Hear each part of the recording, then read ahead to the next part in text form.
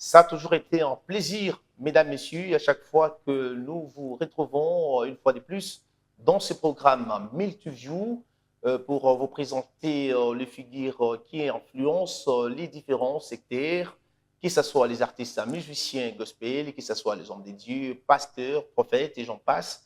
Ces programmes ou cet espace leur appartiennent. Et vous avez toujours été là pour nous accompagner, à nous donner des suggestions, des questions sur nos différentes plateformes de réseaux sociaux, Facebook, TikTok et YouTube également. Vous laissez vos avis également là-bas, c'est toujours un plaisir. Nous les lisons et nous prenons cela en considération pour la référence sur nos plateformes de réseaux sociaux. C'est GMD, c'est la production.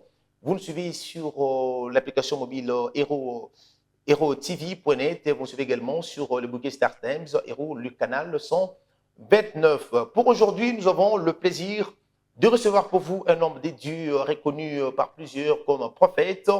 Et c'est avec lui que nous allons échanger sur l'appel du ministère prophétique, mais aussi nous allons essayer d'aborder quelques réalités peu dites par plusieurs personnes. Il est déjà avec nous ici, il s'appelle Emmanuel Kabassi, à qui nous disons bonjour, bienvenue dans cette émission.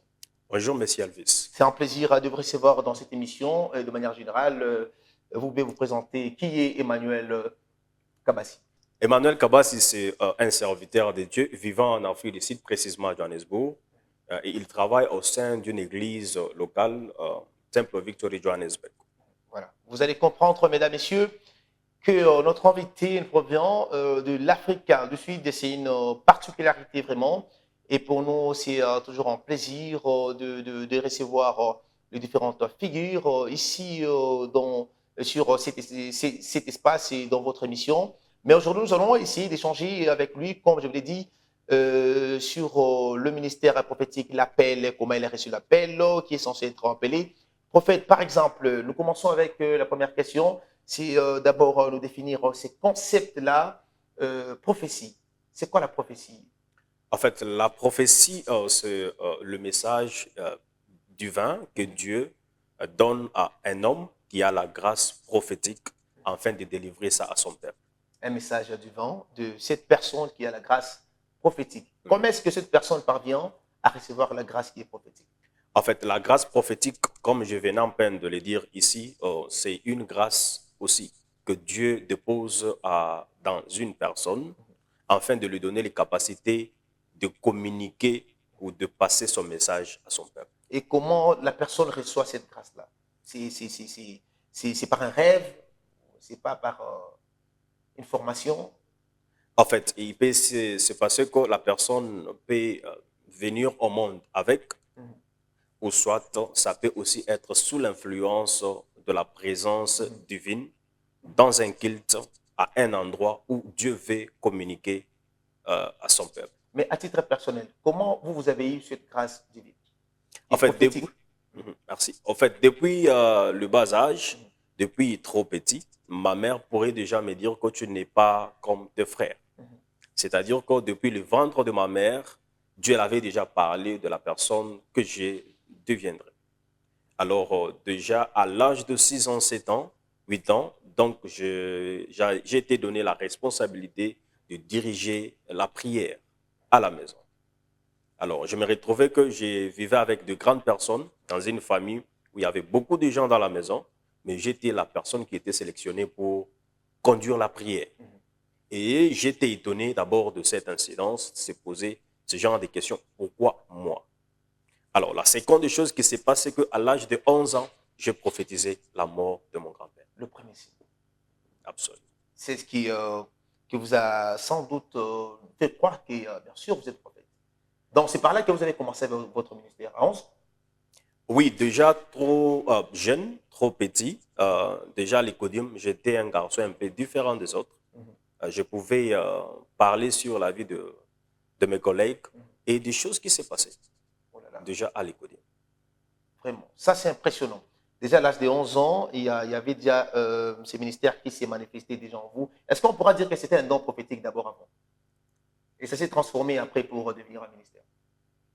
Je pourrais ne pas utiliser ces mots, le don, mais plutôt parler du ministère prophétique. À 11 ans déjà. Absolument. Ça, c'est impressionnant. Alors, nous allons essayer également de changer avec vous sur les différentes manières qu'une personne peut être appelée de manière un peu approfondie. Parce qu'aujourd'hui, tout le monde s'est dit prophète, on ne sait même plus comment différencier le vrai du faux. Mais dites-nous d'abord par rapport à l'appel. Comment est-ce que l'appel intervient? Les circonstances, comme je vous l'ai dit aussi dès longtemps, mais est-ce que c'est par un rêve, c'est par... Dites-nous un peu de manière un peu générale, de manière un peu approfondie sur l'appel. Comment est-ce qu'une personne peut recevoir l'appel et dire que non, ça vient réellement de Dieu? En fait, il y a des canaux, selon le prophète Emmanuel Kabassi, que la personne peut avoir l'accès à connaître sa mission et surtout dans ces domaines spirituels. Donc, il peut se passer que Dieu vous parle lui-même. Vous pouvez écouter de la part de Dieu. Comme nous avons l'exemple du prophète Jérémie. Jérémie, ce n'était pas un homme qui était allé lui dire qu'il avait le ministère prophétique. Mais c'était Dieu lui-même qui a appelé Jérémie et il lui a confirmé ce ministère prophétique qu'il portait. Et aussi, ça peut passer par un homme de Dieu qui, par la grâce de Dieu, Dieu lui donne un mandat de venir auprès de vous et vous dire exactement en quoi est-ce que vous êtes appelé de faire sur la terre. Donc, chaque personne doit se connaître grâce à l'onction divine. Par exemple, si vous êtes censé être caméraman, vous êtes censé être prophète, donc cela doit venir de l'inspiration divine, de l'onction divine. Parce qu'aujourd'hui, on doit être d'accord qu'il y a certaines personnes qui sont entrées, je ne sais pas, forcées par manque de quoi que ce soit. On voit beaucoup de prophètes aujourd'hui, d'ailleurs beaucoup de jeunes prophètes. Des fois, on se demande, ils nous viennent d'où? Les autres se disent que non, nous sommes des Naoum, des autres, nous sommes des petits prophètes, tout ça. Mais comment découvrir le vrai du faux? Comment découvrir le vrai et le faux? La première des choses, M. Elvis, que j'aimerais que vous puissiez retenir ici, c'est que en tant qu'humain, vous devrez d'abord, avant de se lancer à quoi que ce soit, demander l'onction divine. Vous devrez d'abord se rassurer que vous êtes loin de Dieu dans tous les domaines de la vie. La seconde chose, la Bible dit que Dieu appela le prophète Samuel. Et lorsque l'Éternel appelle le prophète Samuel, il lui donne une mission d'aller oindre un homme au nom de David. Et de là, David doit reconnaître sa mission sur la terre. Alors, comment connaître que tel ou tel est vrai et faux? La première des choses que vous devez savoir, M. Elvis, c'est qu'un vrai prophète est toujours reconnu par sa manière de prêcher d'abord. La manière. Donc, un vrai prophète est connu par son message. Et un vrai prophète est aussi reconnu par son comportement en dehors de l'Église. Et la troisième des choses, un vrai prophète est reconnu par ses prophéties qui s'accomplissent après avoir prophétisé. Tu es un prophète que lorsque tu prophétises, et ce que tu dis arrive. Tu es un prophète que lorsque tu te comportes comme Christ dans la société. Tu es un vrai prophète que lorsque ton message est centré sur Christ et non sur toi-même. Donc, je dirais, c'est comme ça, est-ce que la personne doit au moins avoir la connaissance de qui est un vrai et qui est un faux. Celui qui fera le contraire de tout ce que vous venez d'énumérer est un faux. Absolument. Et ça ne va jamais arriver parce que vous nous avez dit, un vrai prophète, c'est cette personne qui prophétise et la prophétie s'accomplit. Et sincèrement, ça ne va jamais arriver de prophétiser que la prophétie ne s'accomplit pas. Monsieur Elvis, vous devrez savoir que la prophétie a 3 phases. À celui qui prophétise, il y a ce qu'on appelle la révélation. À la révélation, nous avons l'interprétation et à l'interprétation, nous avons l'application. La plus grande partie de la prophétie pour le prophète, c'est l'interprétation.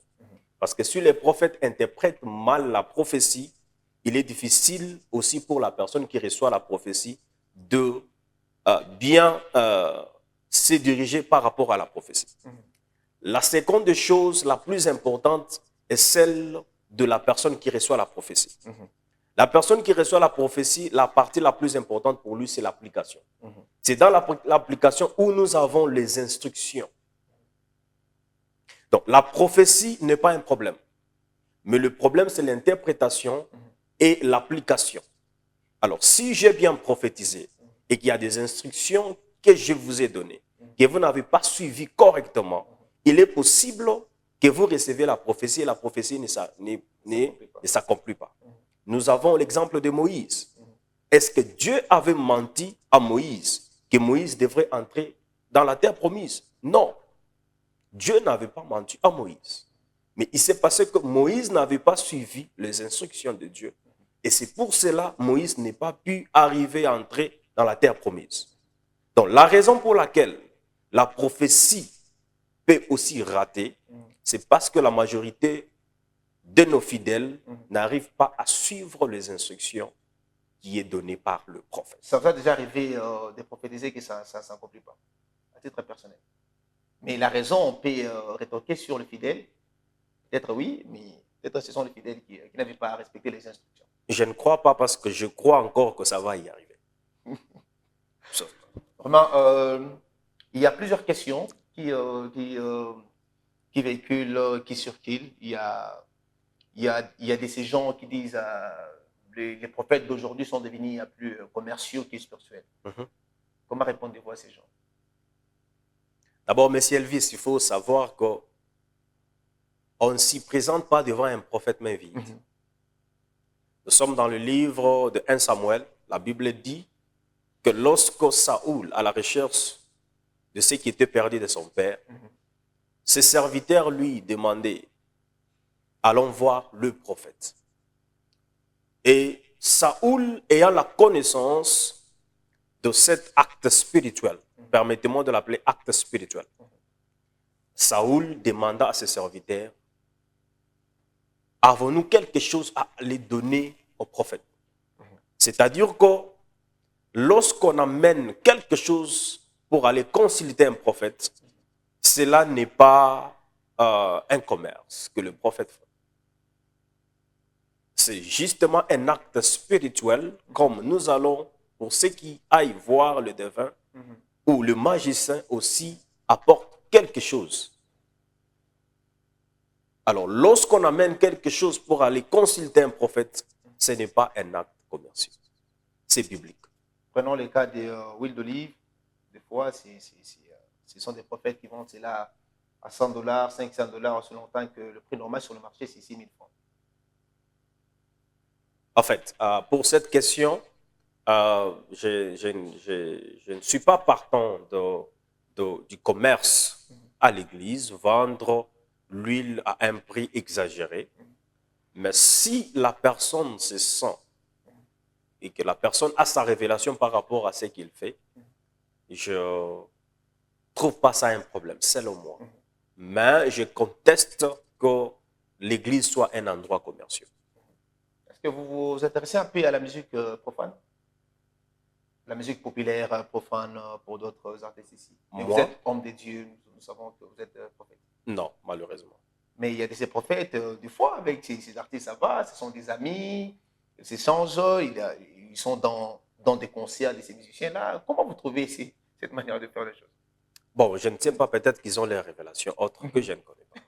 Mais vous servez tous un même Dieu, parce que par là, nous devons parler également ou épingler la question sur la division aujourd'hui dans l'Église. Les prophètes se divisent. Et dans une région, dans une province, il y a des prophètes qui ne se parlent pas, mais chaque personne fait ses choses. Il y a toujours des divisions pareilles, les gens se séparent, ainsi de suite. Et parce que quand vous parlez des révélations, bon, peut-être c'est sa révélation, mais au final, vous réalisez que vous servez le même Dieu. En fait, Monsieur Elvis, nous devons ici ensemble, avec nos téléspectateurs, savoir que la séparation vient de Dieu, mais la division ne vient pas de Dieu. Donc ça vient du diable. Ça vient du diable. Alors, si je ne suis pas partant de ce que vous avez comme révélation, je peux me séparer, mais cela n'est pas égal à la division. Comme je venais en train de dire, la division vient du diable.